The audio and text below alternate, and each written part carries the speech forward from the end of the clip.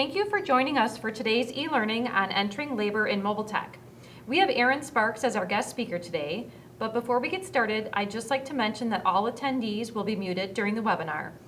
If you have a question at any time, you can use the questions module on your GoToMeeting toolbar. We'll answer questions at the end of the e-learning, but if we run out of time, we'll follow up with you directly via email. Today's session will be recorded and we'll share that recording with attendees just as soon as it's available. So I will go ahead and turn it over to Aaron. Thank you, Laura. So guys, today we're going to talk a little bit about labor in MobileTech. So you guys might already know a little bit about what MobileTech is.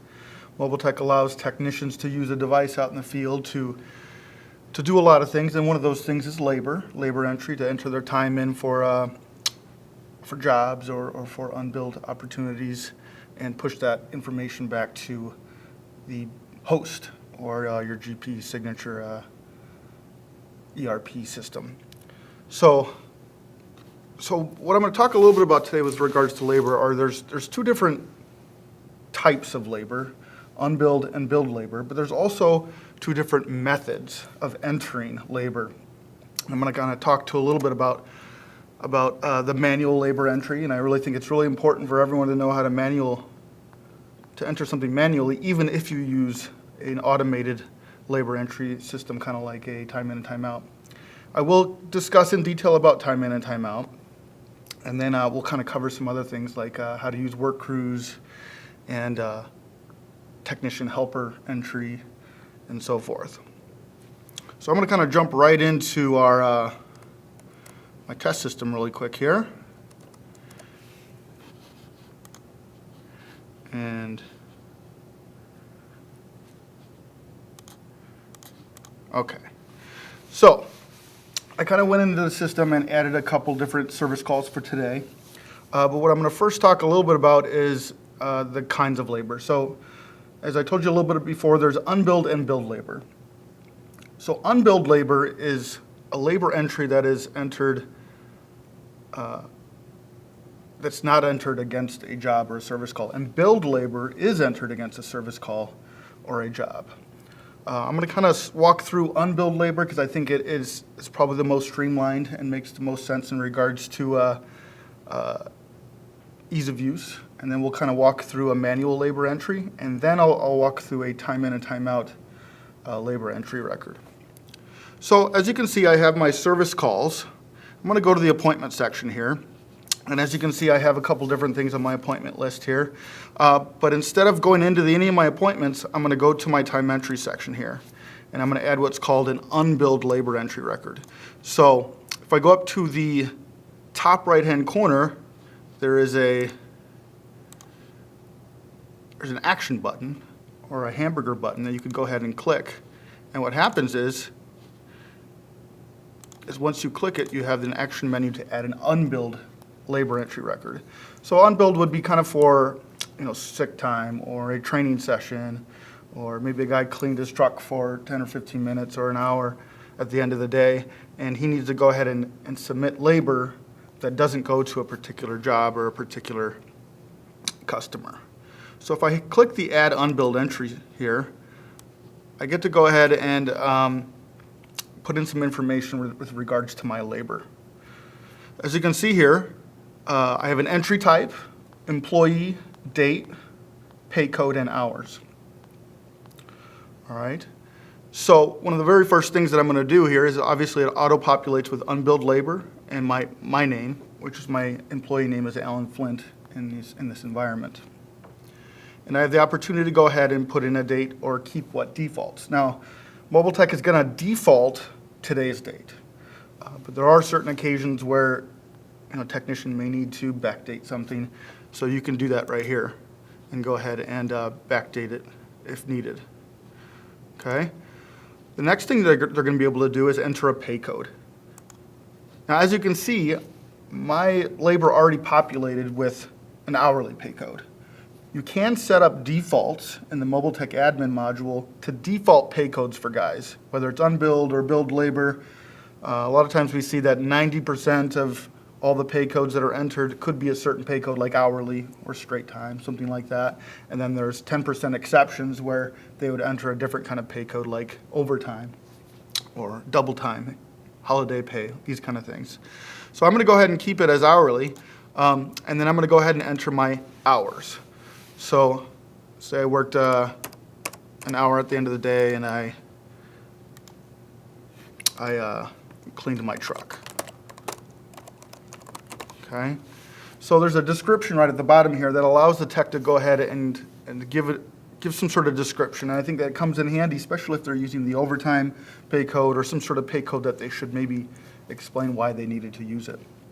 All right, now after I enter some of this information, all I do is go up to the top right-hand corner to the action button here, and I have the ability to go ahead and click Save. And what happens now is I've just created this unbilled hourly pay code. And I can go ahead and sync right now, and this will get pushed right back over to TimeTrack into the ERP system. This would be in real time. So right now, because I haven't synced yet, I do have the opportunity to go back into it, make any changes I'd like, or even delete the labor entry record. It all depends on if I've synced yet or not. So once I sync, it goes to the back office, it goes into TimeTrack, and it's permanent with regards to the device. Now, someone in the back office still has the ability to go ahead and make changes, etc. But when a tech submits labor from his device out in the field, he can't change it after he syncs. Now, he can certainly add additional labor entry records or call in and have it adjusted. But once he submits it here, it's going to stick. All right, so that's unbilled labor entry. Let's go ahead and go over to appointment now, and I'm going to go over how to add a manual labor entry record for billed work. So as you can see, I have a couple different service calls here I created today. I'm going to go ahead and click into one of them. And I have the option to go ahead and complete or time in. Now we're going to cover time in a couple minutes, so let's go ahead and hit the complete button. And I have a complete window here, and this is where normally a tech would go ahead and put in the call resolution code, put it in his resolution notes, inventory, POs, and labor entries. Now we're going to kind of just focus on the labor entry section, so I'm going to go ahead and hit the time entries tab on the bottom right of this complete window. All right.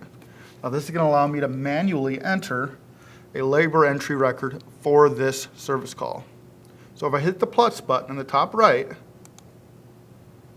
I have a similar screen as I did with unbilled labor, but what you'll notice is there's an appointment section here that shows me what service call and what appointment that I'll be entering my labor and submitting towards.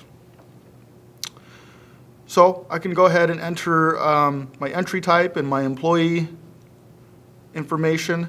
This will auto-populate with what you see there now, but it also gives me the ability to go ahead and enter a date or post date or keep the default day of today. So there's a button here called equipment, or a section here called equipment that only gets enabled if the service call has equipment assigned. So it's real nice to be able to assign your labor entry record to a piece of equipment or a unit. This allows you to go ahead and do all kinds of measurements. You know, for instance, if a customer calls in and says, well, how much have I spent on labor for this unit? You can easily pull up that kind of information if you are associating equipment to the labor as you're manually entering labor records. The next thing that a tech is going to do is going to go ahead and choose a cost code and a pay code. Now, I have defaults here, so information is automatically defaulted to these fields. Now, I have the ability to choose something other than what's defaulted. For instance, if there was a different cost code or a different pay code that I'd like to choose, I can go ahead and designate those. But as I talked about a bit before, if you can streamline things and go ahead and default a cost code or a pay code that techs use 90% of the time or a large share of the time, I would go ahead and designate those, and you can do that in your MobileTech admin program. There's also the ability to default pay codes at the device level from setup options. Now the last thing that you can do here is you can enter your hours. If you've noticed, my hours have defaulted to 1.5. The reason for that is the estimated hours on my appointment was 1.5 hours. So MobileTech kind of helps the tech along. It'll go ahead and populate the hours to the estimated hours of the appointment. They can certainly change it to something else if they took longer to do their job, or if they took less time to do their job. They can go ahead and either enter a different piece of information or go ahead and keep what was defaulted. Again, they have the ability to go ahead and enter a description. And again, this is really handy for you to get any kind of information you can from the techs, especially if they're entering something other than the hourly pay code, like overtime or double time or something along those lines. All right, so now if I go up to the Save button here, or the icon on the top right, I have the ability to go ahead and save my labor entry record towards this appointment. Now, I can go ahead and sync right away, right now, before I've done anything else, and this information will go back to the back office via time track. Now, I don't have to. I can go ahead and complete my appointment and enter any other information that I would like onto this appointment through my completion process. But the tech has the ability to do both. Sometimes maybe he's entering labor and he just wants to make sure that gets saved and synced. Then he needs to do some other things. Or he can do it all under one sync after he's completed all of his work and entered all of his notes, inventory, POs, so forth. Now, I have the ability to add other labor entry records too. I'm not stuck with just adding one. I can add as many as I'd like. So maybe I can add one for an hour of overtime. I can add, maybe I had several different labor entries I wanted to add. There's really no limit in regards to how many they can add here. And again, I can go in and make adjustments to this labor entry record until I've synced my device. And I can also delete my labor entry record until I've synced my device. Okay? Hope that makes sense. And if you've noticed up here, we do have a feature where I'll go ahead and tally up your labor for the appointment as you go ahead and add your labor throughout the day. All right? So the next thing I'd like to go over, and it was really important for me to kind of help you guys understand the manual process before we do anything automated. Now, the time in and time out functionality, if it's enabled on your system, allows the system to automate that labor entry record with regards to a time in and time out or a clock in and clock out functionality. So we'll add one now so you can kind of see how it looks like. So instead of hitting the complete button, if I hit the time in button, this will allow me to go ahead and clock in. Now, as you can see here, it goes and tells me what kind of what service call and what appointment I'm clocking into. And then it gives me the opportunity to see the date and time, and it gives me the opportunity to adjust the date and time if I've allowed this from MobileTech Admin. So there are a lot of folks that may want techs to be able to manipulate this data, and there are plenty of companies who don't want that. It's really up to your business needs and the MobileTech admin settings that you've configured. All right, so I'm going to go ahead and keep that information that I have now and click Save. And what you'll notice now is there's a little clock icon next to my appointment. This tells me that that's the appointment that I have timed into. Just in case I sync my device or I go do some other tasks, I can go back to the screen here and know which one I've logged into and timed into. So now after I go ahead and I can go ahead and wait and go ahead and do my work, and then once I'm done with my work, I'm going to time out. And what the timeout button is going to do is it's going to stop the timer and take all that time in between my time in and time out and dump it into a labor entry record just like we were doing manually. So if I hit my timeout button here, obviously there wasn't a whole lot of time in between the time I timed in and timed out, but it calculated a 0.02 labor hours. Now, I also have the ability to modify or adjust my time in and time out date and time values. Again, this is optional. You can allow your techs to have this ability, or you can lock it down, all via MobileTech admin settings. They also have the ability to go ahead and change the labor hours. Again, optional. Go ahead and you can let your techs go ahead and modify this labor hours, or lock it down once they click time in and time out. And obviously, if you lock it down, it would add some overhead with regards to errors or corrections, things like that. Or you can allow techs to go ahead and do that themselves. As you can see here, just like when I was adding manual labor entries, I have the ability to go ahead and adjust the cost code or adjust the pay code if I want to choose something other than the defaults that get pushed over. And then I have the ability to go ahead and add a description. Now, another thing about this labor hours, I have 0.02. There are a lot of folks that want to round this interval to a certain amount. Maybe there are folks who bill every, in intervals of 15 minutes or intervals of 30 minutes, so that this can round up or round down based on your billing increments.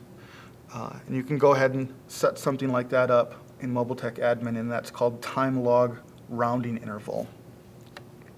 Okay, so if I go ahead and click the save button here, it'll save my labor entry record, and I can go back to it here under my complete button and go to my time entries here. So I have my 0.02 here, just like I do my 2.5 that I added before. And I do have the ability to go into it, just like I did my manual entry, and make any changes as long as I haven't synced yet.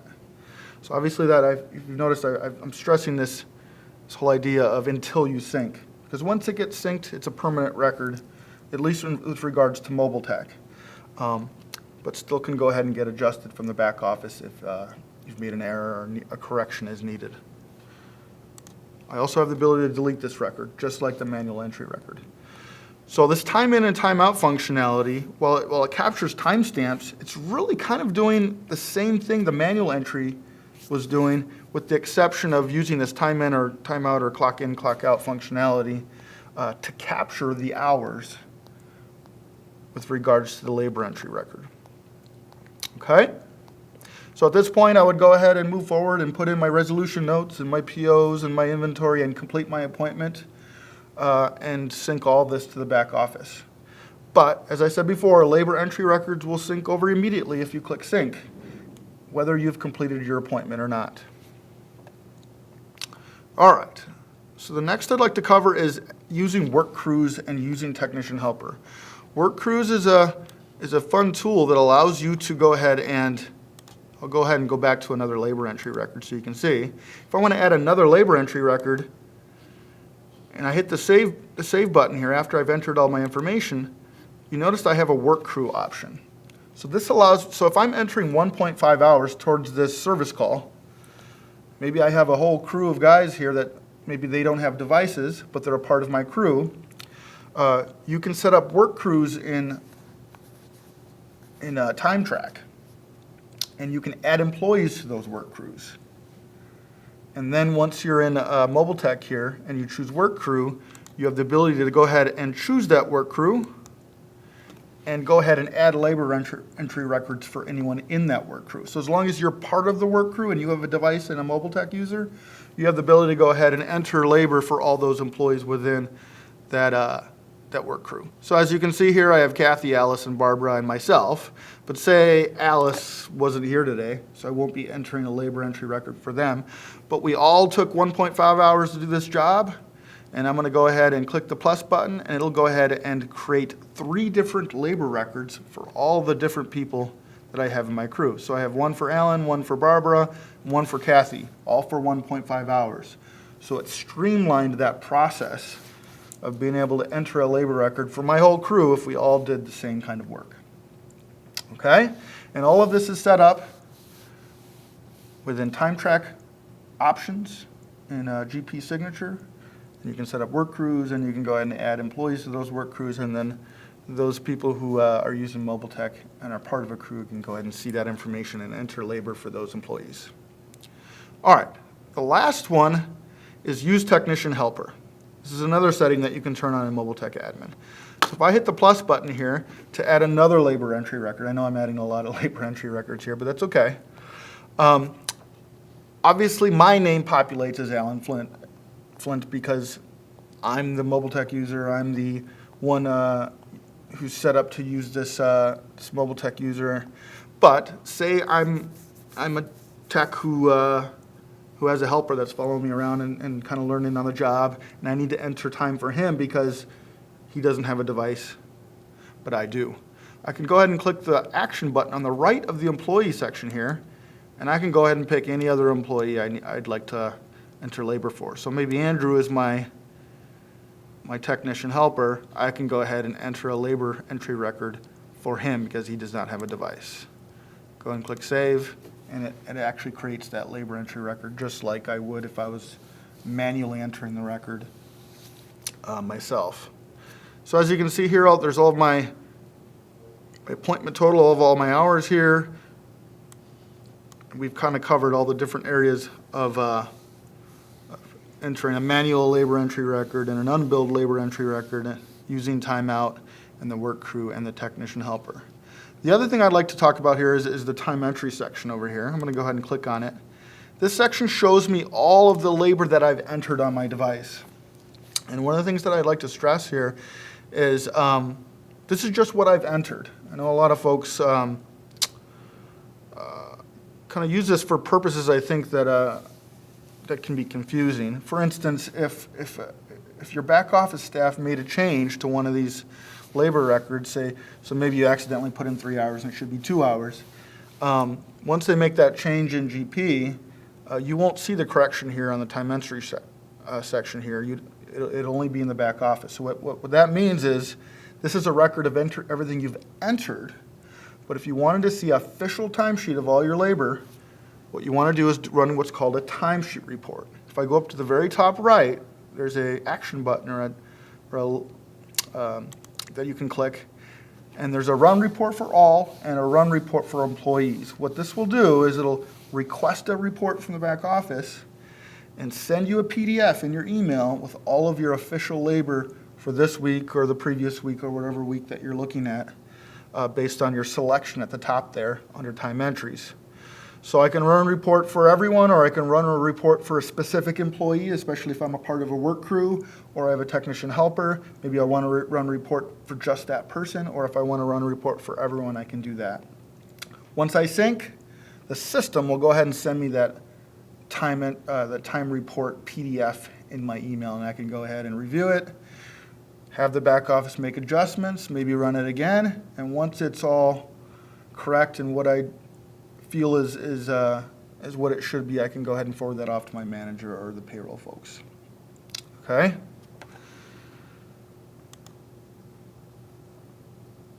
All right. So I think that is about all I wanted to cover. I did want to open it up for questions, because I know there are usually a lot of labor entry questions, but we'll see what we can get to in regards to questions. All right. Sounds good. And while we're doing questions, Emily's going to be putting up a poll for you guys to look at, looking at what you guys are interested in next. So we do have a couple of questions, Aaron. Okay.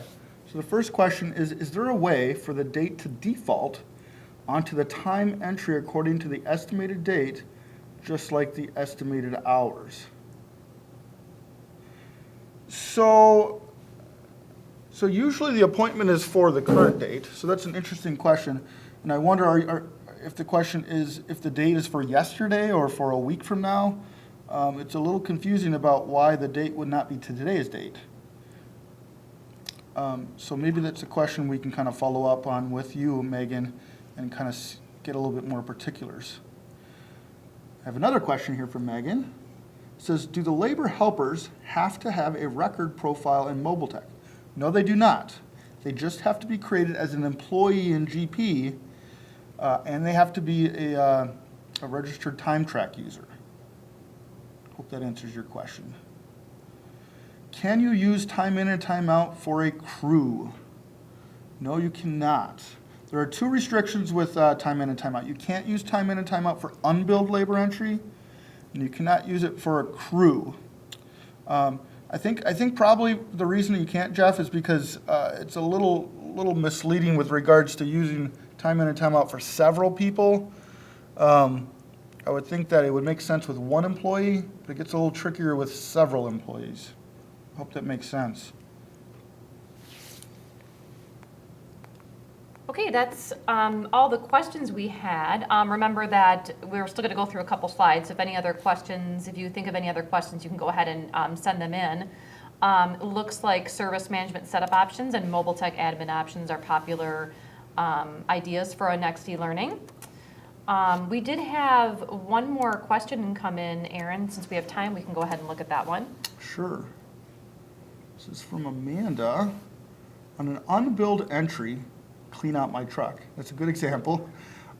What is the limit on how many characters can be entered before it cuts off what gets transmitted back to the office? So I assume, are you talking about the description maybe? I don't know off the top of my head of what could get cut off. MobileTech, for the most part, will correlate with what kind of character limits are in the back office. But there are a couple different areas where it could allow, MobileTech might allow more, and then I think it dumps it into a different table. But I can get back to you on that if you'd like, and we can kind of give you the how that all works.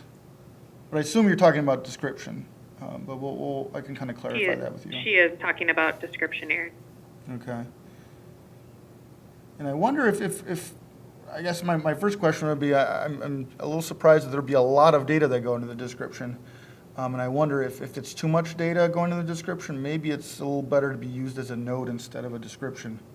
But I guess it'll depend a little bit on the business case scenario. All right, one more question I have here is, when entering PTO, the back office has to enter the GL code. Is there a way for the tech to submit this showing PTO? So what we're talking about here is probably technician activities, because what will happen is if you have an activity created for like a sick day or PTO day, you can actually schedule that activity, and then technicians can enter labor towards it. And I assume that's what you're talking about. So techs can't really enter their own activities, but they can enter their own labor. But they can't do anything with GL codes. They'll only be able to enter pay codes and cost codes. I'm not sure we'll want them to do too much with GL codes. That gets a little scary. But if you have GL codes that are associated to a cost code in some way, then maybe you can kind of work that out. Hope that makes sense.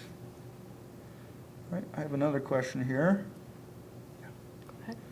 All right, from Megan. We have a lot of employees who are entering their time a day late. So we payroll are constantly having to change the dates for the employees because they've synced. Wondering if the date can stay locked in time entry no matter what date the employee completes the entry. So it's a little interesting. So they're entering labor late. I think this goes back to really how you're using appointments. I think tech should always be completing appointments the day of. And if they're entering labor for that appointment the day of, they should be completing it the day of. So I think it all really kind of goes back to managing appointments. If they're not going to do their appointment for today, they should push it out. It should never really fall back to yesterday or something like that if you're running a tight ship. But we can default. There's a tool called Woodford that does allow you to kind of manipulate some of the data and default things, and allow you to maybe do something that maybe is just important to your business processes. So if you want to kind of talk offline, Megan, I can maybe give you some options on defaulting that date, which is possible if it needs to be something other than today's date, or maybe if we want to default it to like the appointment date or something goofy like that. So let me know. Okay, so that's the time we have for Q&A. I just wanted to make note that our next e-learning is going to be Thursday, May 17th, and we're going to be talking about subcontractors. Note that we are not having an e-learning in April because we have Synergy coming up in April. So I'll talk about that in a second, but just to let you know, this session was recorded and it'll be posted. You'll get a follow-up email with the link. And here's some other previously recorded e-learnings if you want to go check those out. We have several on our e-learning page. So just wanted to mention again that we have Synergy coming up April 23rd through the 26th in Orlando. Best way to get some networking in and some personalized training or hands-on training as well. So if you haven't yet registered, there's still time. So you can check out our website, keydax.synergy.com. If you need any more information or have any additional questions, feel free to email us at training@keydact.com, and Aaron will follow up with anybody that that still had some open items of questions that we got. Thanks, everyone. Have a great day.